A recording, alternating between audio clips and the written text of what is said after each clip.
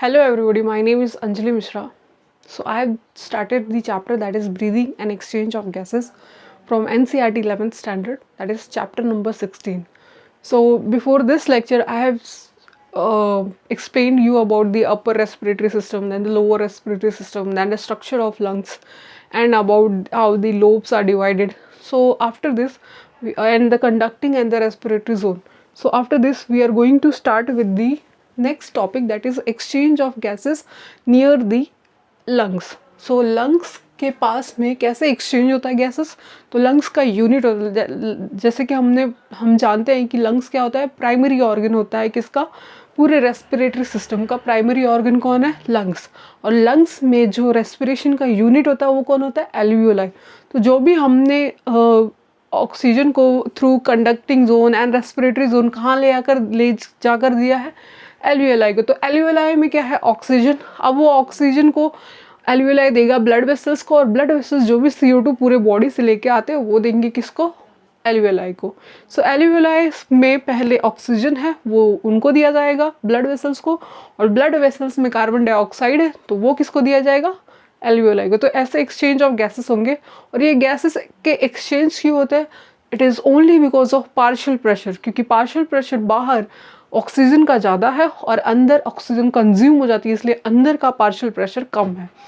अंदर CO2 ज़्यादा बनता है क्योंकि हमारा बाई प्रोडक्ट होता है रेस्पिरेशन के टाइम, जैसे हमने सेलुलर रेस्पिरेशन में देखा है CO2 एंड वाटर मिलता है, दैट इज़ ATP के साथ। सो CO2 हमारा वेस्ट प्रोडक्ट है, तो इसके वजह से बहुत ज़्यादा CO2 बनता है बॉडी में। तो हाई कॉन्सेंट्रेशन में CO2 होता है इनसाइड आवर बॉडी, एंड बाहर की कंपैरिजन में लो पार्शियल प्रेशर होता है किसका, CO2 का। इसलिए CO2 मूव करता है from body to the atmosphere. So ये हो गया oxygen and carbon dioxide move क्यों करते हैं, because of their partial pressure.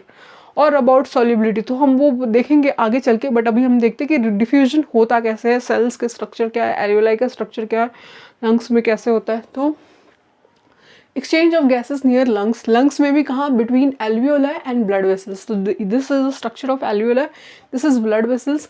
बीच में होता है बेसमेंट मेम्ब्रेन, बेसमेंट मेम्ब्रेन मतलब कि प्रोटीन का स्ट्रक्चर होता है।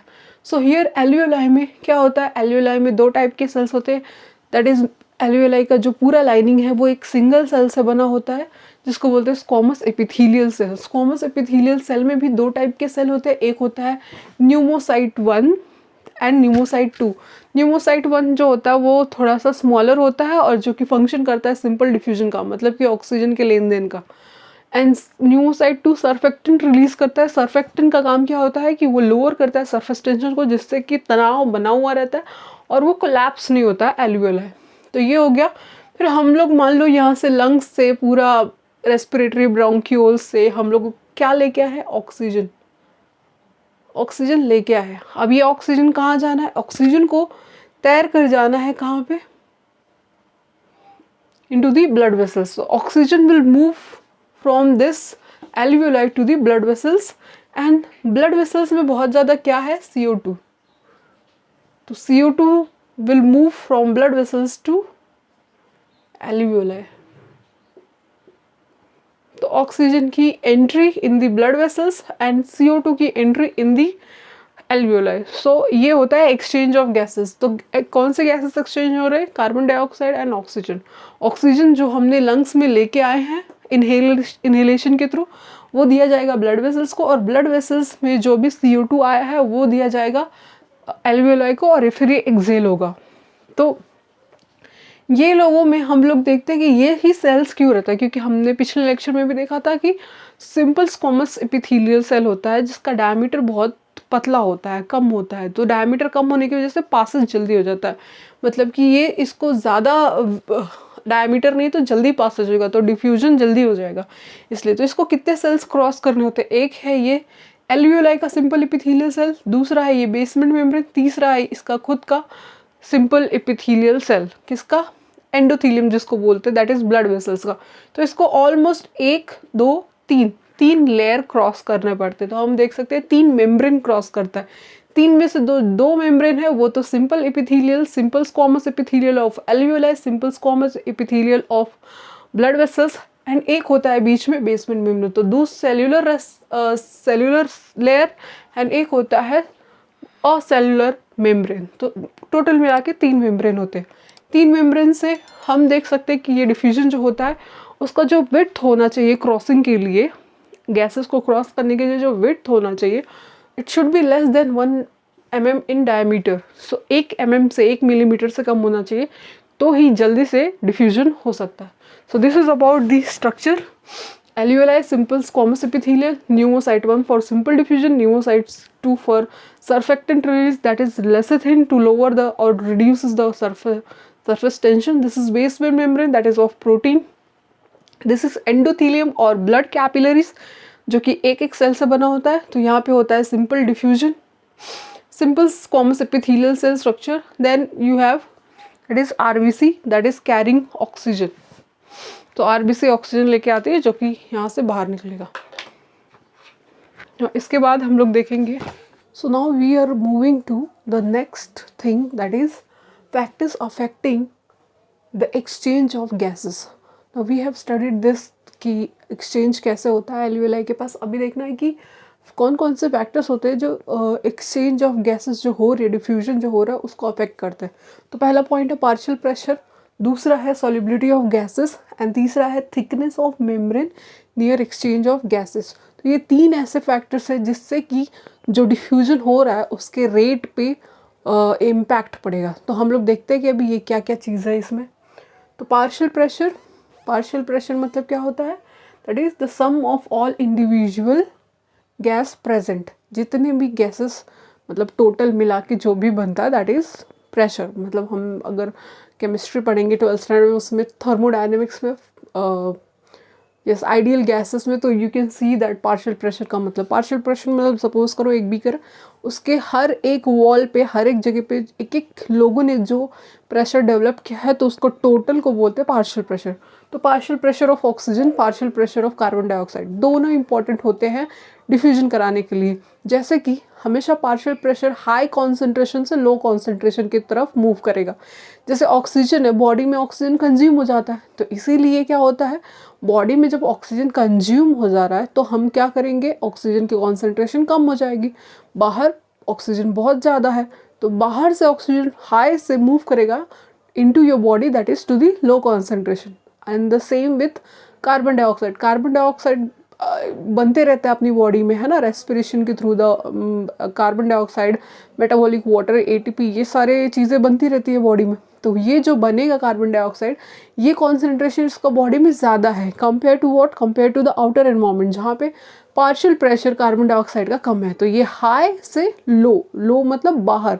सो कार्बन डाइऑक्साइड हमेशा क्या होता है, एक्सहेल, और जो CO ऑक्सीजन होता है वो हमेशा क्या होता है, इनहेल।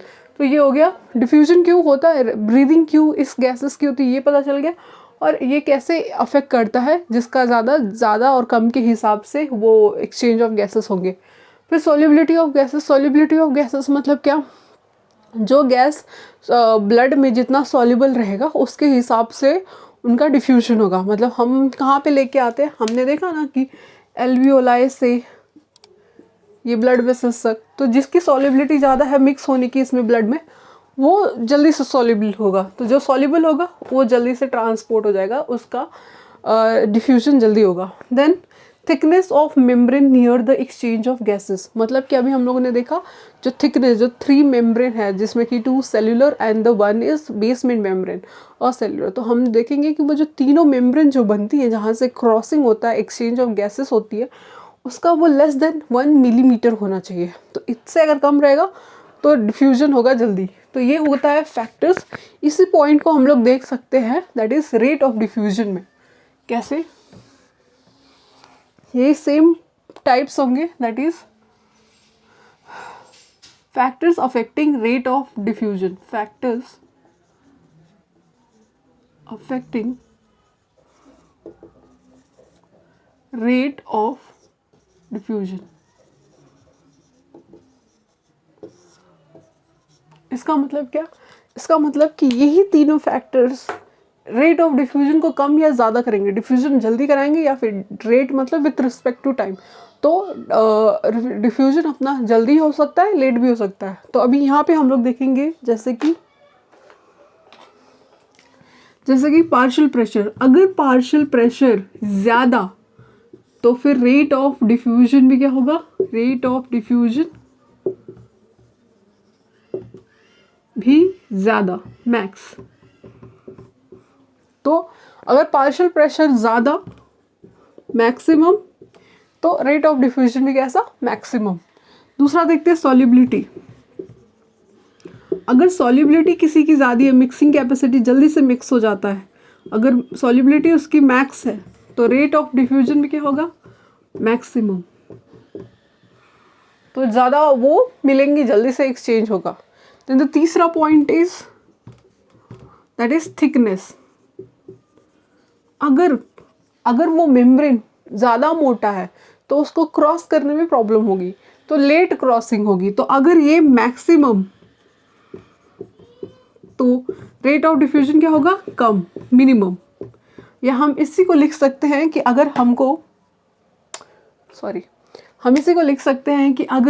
हमको ये तुमको ज़्यादा चाहिए, इफ़ यू नीड, हमको तो हमेशा ये देखना है कि रेट ऑफ डिफ्यूजन क्या होना चाहिए, मैक्सिमम।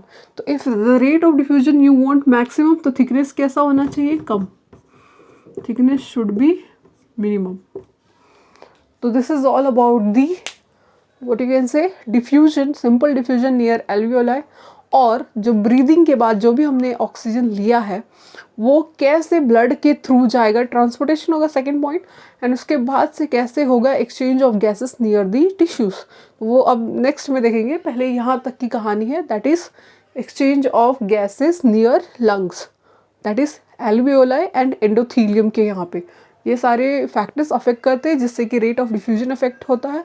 और हमने देखा कि कैसे एल्वियोलाई के थ्रू कौन से मेम्ब्रेन होते हैं, कौन से सेल्स होते हैं, तो वो कैसे इम्पैक्ट डालते हैं, that is rate of diffusion के लिए। So this is all about this topic. I hope कि आप लोगों को समझ में आया होगा।